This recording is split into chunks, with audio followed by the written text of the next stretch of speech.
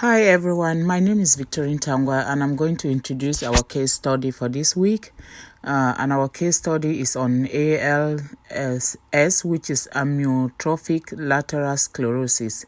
So the case begins with a 55-year-old Caucasian man who is brought to the emergency room by his wife because she was concerned that he fell when he was walking to the bathroom.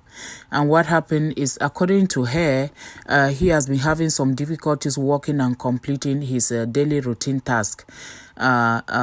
She also noticed that he's tired on his arms and legs and feet, even though he doesn't want to accept it.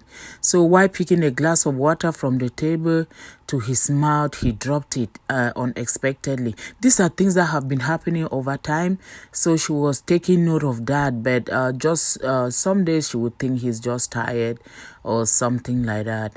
And, she also noticed that during conversation on the phone with family, especially son, he had a slurred speech and it looked like he was not able to gather his words.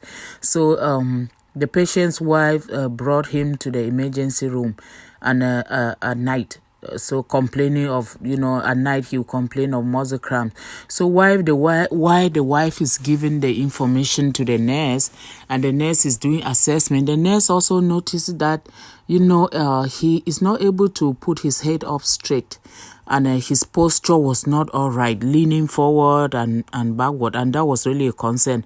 And as you all know, when we are looking at somebody, we are doing assessment at the same time. So, after a full neuromuscular assessment, he was finally diagnosed with ALS at the emergency room. So in the next slide, we're going to be looking at what actually happened that he had the diagnosis, because all these symptoms, they also relate to, I think, multiple sclerosis. So, but what makes it a difference that he was given a diagnosis of ALS?